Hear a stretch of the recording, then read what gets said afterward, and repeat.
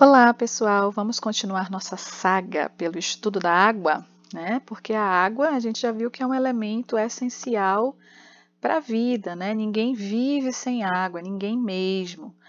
Alguns organismos vão conseguir sobreviver com o mínimo de água, mas não sem água completamente. Então, a água, ela é o elemento essencial para que haja vida no nosso planeta, por isso que a gente estuda tanto ela.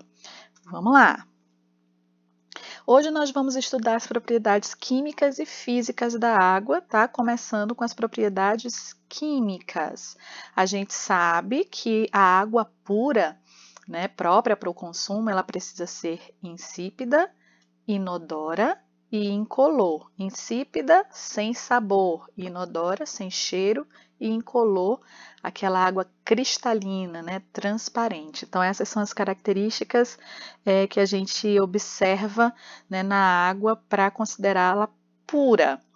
E a composição química da água? A gente sabe, né? H2O. Eu vou ter 2 átomos de hidrogênio e 1 átomo de oxigênio. Essa é a fórmula química da água. Né? Mas como é que esses átomos se unem? A água ela tem uma propriedade chamada de polaridade, né? Esses elementos químicos possuem carga. O hidrogênio possui carga positiva e o oxigênio possui carga negativa, né? E na química, as cargas opostas acabam se atraindo. Então, aqui em vermelho eu tenho, né, um átomo de oxigênio que possui carga negativa, que se une a 2 átomos de hidrogênio que possuem carga positiva, né? O oxigênio na química ele admite 2 ligações com o hidrogênio. E aí essas cargas vão se atrair por conta dessa propriedade que se chama polaridade. As moléculas se unem, né, da água, formando então a água líquida, né, a água no estado solidificado. No caso da água em forma de gás, esses elementos irão se dissociar, né? O oxigênio se dissocia do hidrogênio para que a água possa mudar para o estado gasoso, enfim. Mas, né, essa composição química ela é sempre constante. 2 átomos de hidrogênio e 1 átomo de oxigênio ligados, né, através de suas cargas opostas que acabam se atraindo. Beleza, pessoal? Como é que se descobriu isso, né? Lá no século XVIII, cientistas estavam fazendo muitos estudos a respeito de eletricidade e alguns deles levaram, né, uns experimentos mais a fundo. Eles estavam estudando a condução de eletricidade através de meios líquidos, né? E foi assim que eles descobriram a composição química da água através de um experimento que a gente chama de eletrólise, né? Eles pegavam, né, e montavam um circuito elétrico que nem esse que está aparecendo aqui na imagem. Aqui dentro desse recipiente tinha uma solução de água e sais, né? E aí, quando eles ligavam esse circuito elétrico aqui, né, a gente tem aqui o fiozinho vermelho, é o polo negativo que está ligado nesse tubo de ensaio aqui, e o fiozinho preto, o polo positivo, que está ligado a esse outro tubo de ensaio. E as soluções salinas estão aqui dentro. E aí, quando eles ligavam esse circuito elétrico aqui, eles observavam a formação de bolhas, né, dentro desses tubos de ensaio. O tubo que era ligado à carga positiva, né, e o outro que era ligado na carga negativa, aí eles perceberam que o volume do gás liberado em um dos tubos de ensaio era o dobro, como a gente está percebendo aqui. Esse tubo de ensaio, né, tem mais liberação de gases do que esse aqui, né, até o volume dele é maior. Aqui o volume menor no outro tubo. E aí, o que eles descobriram com isso? Como eles observaram a liberação de gases, né, eles, vamos analisar esses gases aqui para ver o que é, né? E aí eles fizeram um teste com uma vela, né, próxima aos dois tubos. No tubo com maior volume de gás, a chama da vela provocou uma pequena explosão, indicando que ali havia formado o gás hidrogênio, que é altamente inflamável. No outro tubo, né, nesse aqui que está com volume menor, notou-se o avivamento da chama, mostrando que ali havia formado o gás oxigênio, porque o gás oxigênio ele é um comburente. Para que a chama possa, né, aparecer, eu preciso do oxigênio. Por isso que no espaço, se uma nave espacial tipo explodir lá, ela vai explodir por causa do oxigênio que tem dentro da nave, né? Porque no espaço eu tenho vácuo, ou seja, no espaço eu não tenho ar, e se eu não tenho ar eu não vou ter oxigênio. Então, quando essa explosão se dá, ela queima instantaneamente todo o oxigênio que tem dentro da nave e depois para, né? Não fica pegando fogo em nada porque não vai ter mais oxigênio. Então, a presença do oxigênio ali fez com que a chama da vela reavivasse. E assim eles descobriram, né, que num tubo tinha hidrogênio e no outro tinha oxigênio. Aí, como no outro tubo tinha o dobro da quantidade do volume do outro tubo, aí eles, então nesse que tem hidrogênio tem o dobro da quantidade que tem no oxigênio. Por isso, né, ficou conhecida a fórmula da água como H2O. Né? E aí, como as cargas, né, positivas aqui atraíam o oxigênio e a carga negativa atraía o hidrogênio, lembrando sempre que cargas opostas se atraem, né? O hidrogênio ficou no tubo de ensaio que tinha aqui o fiozinho com a carga negativa, então positivo com negativo. O oxigênio ficou no tubo que apresentava aqui que era estimulado com o polo positivo. O oxigênio é negativo, então polos opostos se atraem. Eles descobriram que a água também tem polaridade por conta, né, desse experimento elétrico aqui. Foi assim que a fórmula da água foi descoberta. Legal, né? A água ela tem várias características, né? Já falamos de várias características desde o início até aqui. A outra característica importante da água é a solubilidade, tá? A solubilidade é a capacidade de dissolver solutos que a água possui. Soluto é uma substância sólida, tá? Por conta disso, a água é considerada o solvente universal. Os solutos conseguem se dissolver na água. Esses solutos que conseguem ser dissolvidos na água são chamadas de substâncias hidrossolúveis, tá bom? Mas nem tudo é dissolvido na água. Gorduras, por exemplo, óleos e gorduras são insolúveis em água. Aqui exemplo, né, de solução, né, contendo água, né, porque quando eu tenho um soluto, que é a parte sólida, dissolvido na água, que é a parte líquida, né, que é o solvente, nós temos então uma solução. E aqui nós temos vários exemplos, né, do nosso dia a dia que são considerados soluções. O vinagre, né, que a gente usa lá na cozinha, é a água mais ácido acético. A água é o solvente e o ácido acético é o soluto. A água sanitária é uma mistura de água mais hipoclorito de sódio. A água sempre sendo o solvente e o hipoclorito de sódio aqui é o soluto que se dissolve na água.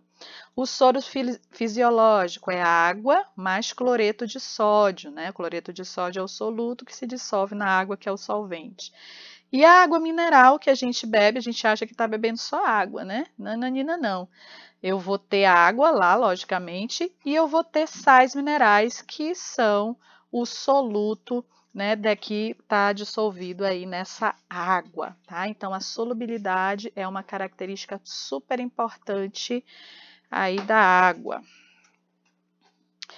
Propriedades físicas da água. A gente sabe que a água pode se apresentar nesses três estados: sólido, líquido ou gasoso, né? E esses estados eles vão se alterar quando a gente expõe essa água a diferentes condições de temperatura e de pressão.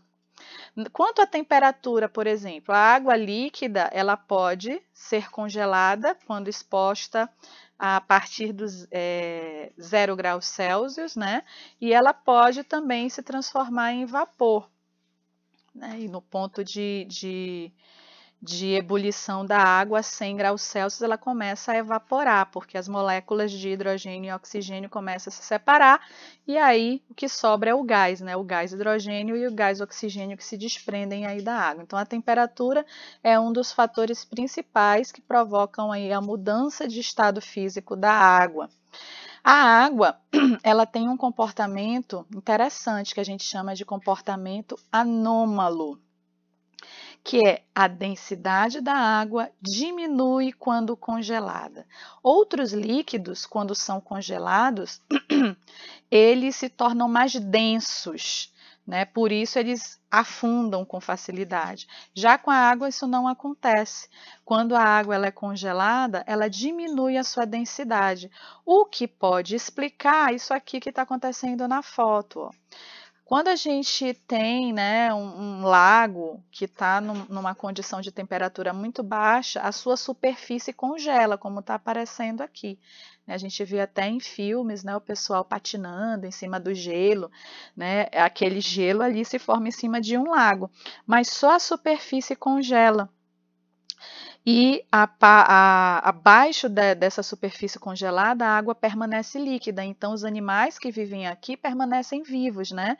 Porque se congelasse tudo da superfície até o fundo, tudo que tem aqui iria morrer congelado. Mas aí, por conta desse comportamento anômalo, né? A densidade da água diminui quando congelada. Então, se a água congelada é menos densa, ela tende a subir. Então, por isso que congela só a superfície. E aí, aqui embaixo, a água permanece líquida. Lógico que vai estar bem geladinho aqui, né? Mas não tão frio como do lado de fora, porque nessa condição, ela também se comporta como isolante térmico. Então, a água aqui não vai estar na mesma temperatura daqui da atmosfera. A temperatura da atmosfera vai estar muito mais fria do que a temperatura da água aqui embaixo, por isso que os animais conseguem sobreviver. É lógico que essa água está gelada, tá, pessoal? Mas não gelada ao ponto de congelar ou matar os organismos que estão vivendo aqui.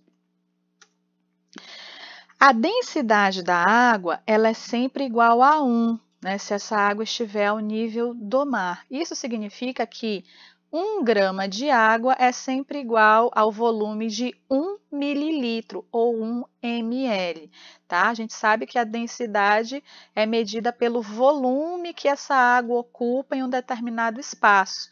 Então, cada grama de água vai ocupar 1 ml, né, em algum recipiente. Todo corpo que possui densidade acima de 1 vai afundar na água, né? E se tiver abaixo de 1, ele flutua, né? Então, por isso que muitas coisas vão flutuar na água. A água líquida vai ter densidade igual a 1, né? 1 grama de água é igual a 1 ml. O gelo, olha a densidade do gelo, 0,91. É menor que 1. Então, por isso que o gelo flutua na água. O vidro, a densidade do vidro é de 2,6. Então, se você colocar um vidro na água, ele vai afundar, a não ser que esse vidro esteja cheio de ar, porque o ar contido nos corpos, ele faz com que a densidade desse corpo diminua. Por isso que os navios, os barcos acabam flutuando na água, né? Porque a densidade por esse barco estar cheio de ar diminui. E também a gente tem que levar em consideração que um navio, um barco vai estar em muitos ml de água, né? Em milhões e milhões de ml de água. Então a água vai se tornar mais densa que esse navio. A madeira tem 0,5 de densidade, então é menor que 1, então a madeira flutua, por isso que a gente consegue andar de canoa. A densidade do ouro é bem grandona, 19,3. Então, se a gente colocar uma pedra de ouro na água, ela vai afundar. Beleza, pessoal? A última propriedade que a gente vai ver hoje, física, é a pressão da água. E aí a gente pega essa ilustração para poder explicar para vocês. Aqui nós temos a atmosfera, né? Aqui em cima a atmosfera, o ar, que faz com que essa água ela tenha aqui uma superfície. Ah, a pressão não é a última não, a gente ainda vai falar de tensão superficial. Então aqui o ar, né, o peso do ar em cima desse corpo d'água aqui vai fazer com que ele tenha uma superfície. Né? E nessa superfície a gente pode nadar, a gente pode colocar um barco aqui, né? Então aqui eu vou ter a pressão do ar de cima para baixo, né, exercendo aqui nesse barco, só que eu tenho aqui muita água. A água é mais densa que o ar. O ar ele tem pouca densidade, então ele não tem muita força para empurrar esse barco aqui para baixo. Em contrapartida, aqui ó, eu tenho muita água com uma alta densidade que faz com que esse barco flutue, né? No caso aqui o barco parece que ele é pesado, né? Mas a densidade dele em relação a esta quantidade de água é muito pequena, por isso que ele consegue flutuar. Essa força que empurra o barco para cima, que mantém ele flutuando, a gente chama de empuxo.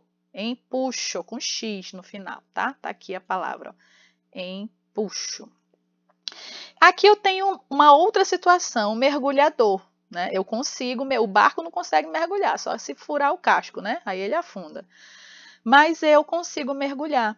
E à medida que a gente desce, eu vou ter mais água aqui em cima de mim. E essa água está fazendo pressão aqui em cima do meu corpo, né? E é por isso que eu sinto aquela dor no tímpano, porque a água ela está me apertando, literalmente apertando o meu corpo.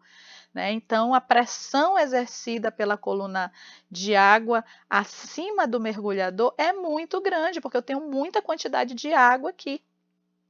Mas eu também vou ter a força do empuxo, né? Só que a força do empuxo, nesse caso, vai ser muito menor do que a pressão que a água está exercendo aqui nesse mergulhador, mas sempre eu vou ter um empuxo. Beleza, pessoal? Então, essa daqui é a pressão da água. Agora sim, vamos para a última parte, para a última característica da água, última propriedade física da água, que a gente chama de tensão superficial. Então, aqui eu tenho várias moléculas de água, né?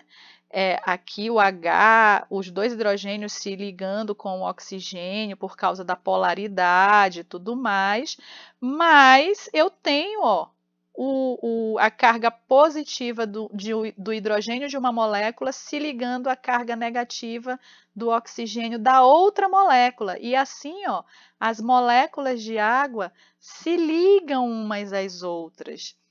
Então, elas têm uma força de atração, né? Entre elas mesmas, por causa dessas cargas positivas e negativas do hidrogênio e do oxigênio. Então, a tensão superficial é a força de atração entre as partículas da água que se distribuem próximas à superfície de um líquido.